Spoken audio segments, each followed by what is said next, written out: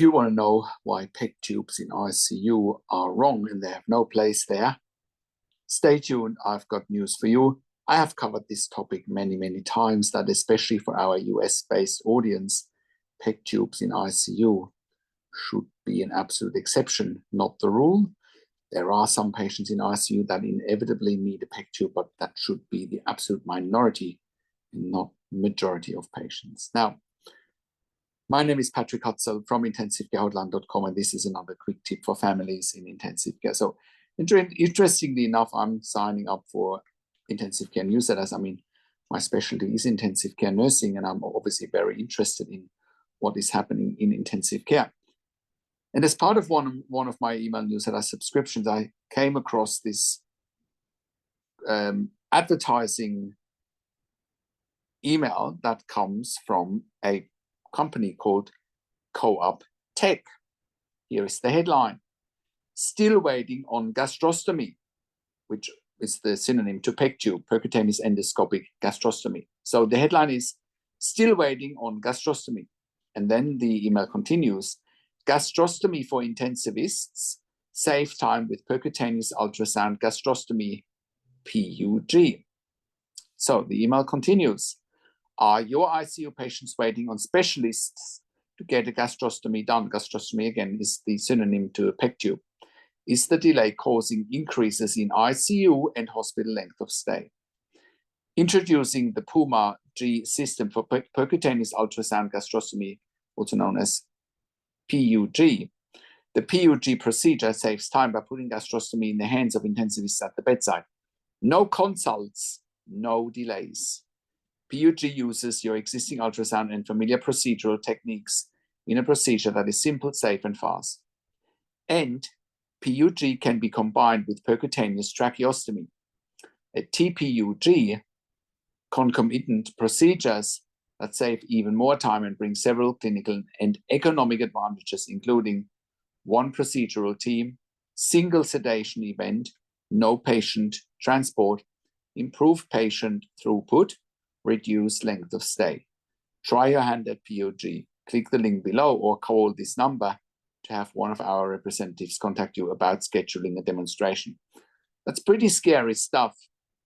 It's basically what, whatever this company at Puma Technology under Co-op Tech is selling. It's pretty scary stuff because it will fast track patients having a PEG tube in particular.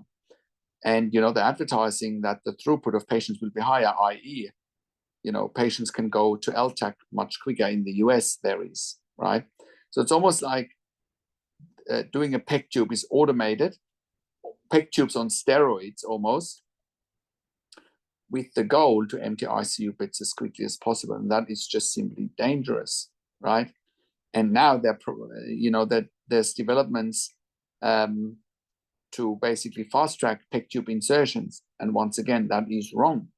I've done many articles and videos about why you shouldn't give consent to a PEG tube in ICU, right? A nasogastric tube is perfectly fine, and there's enough research out there to back up what I'm saying.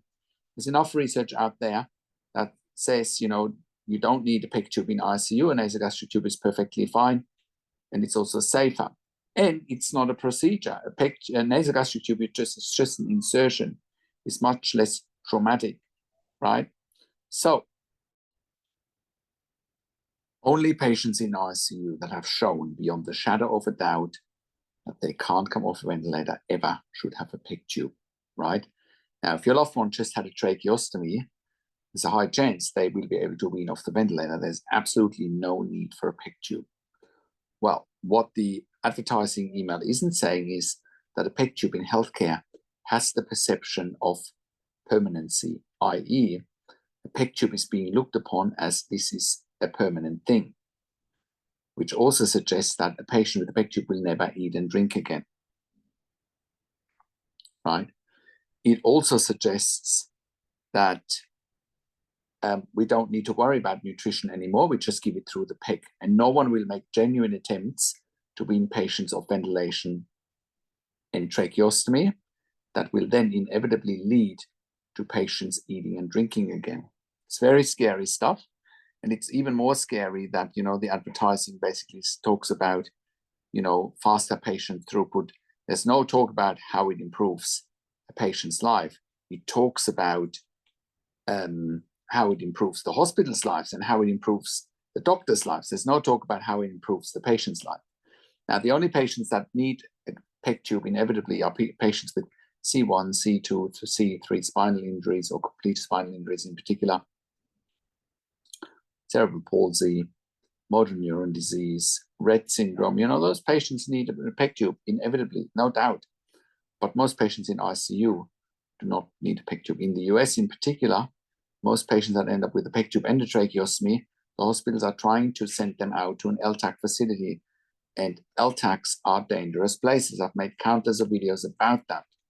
Once again, why is the advertisement not talking about patient benefits? It's only talking about hospital and doctor benefits. It's not talking about patients' benefits, because there are none. Otherwise, you would advertise this as a win-win situation, but there are no benefits besides benefits for the hospital, right? And if someone has a nasogastric tube, it's temporary. People need to keep working on weaning someone off a ventilator and the nasogastric tube feed so they can start eating and drink again. So it's a very, very different dynamic. And it should not be about the throughput and length of stay for the hospital. It should be about what is best for a patient. There's no talk about this here, what is best for a patient. Scary stuff. I have worked in critical care nursing for 25 years in 3 different countries, where I worked as a nurse manager for over 5 years in intensive care. And I've been consulting and advocating for families in intensive care since 2013 here at intensivcarehotline.com. And I can confidently, very confidently say that we have saved many lives with our consulting and advocacy. And you can verify that on our testimonial section at intensivcarehotline.com. And you can also verify it on our intensivcarehotline.com podcast section, where we have done client interviews. And that is why we helped hundreds and hundreds of members and clients over the years to improve their lives instantly, including saving their loved one's life when they're critically ill in intensive care, right? And that's why we created a membership for families of critically ill patients in intensive care. And you could become a member if you go to intensivcarehotline.com, by clicking on the membership link, or if you go to intensivcaresupport.org directly. In the membership, you have access to me and my team 24 hours a day in the membership area and via email.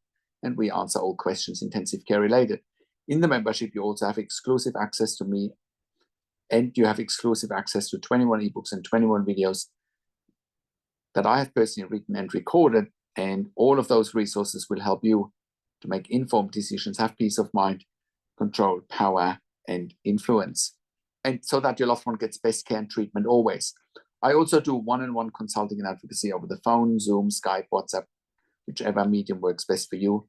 I talk to you and your families directly. I handhold you through this once-in-a-lifetime situation that you simply can't afford to get wrong. I also talk to doctors and nurses directly, and when I talk to doctors and nurses directly on your behalf or with you, I ask all the questions that you haven't even considered asking but must be asked when you have a loved one critically ill in intensive care. I also represent you in family meetings with intensive care teams. We also do medical record reviews in real time so that you can get a second opinion in real time.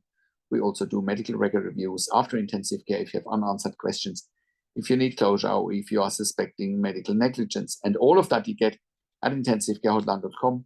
Call us on one of the numbers on the top of our website, or simply send us an email to support@intensivcarehotline.com with your questions.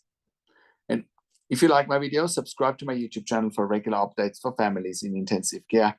Click the like button, click the notification bell, comment below what you want to see next, what questions and insights you have from this video.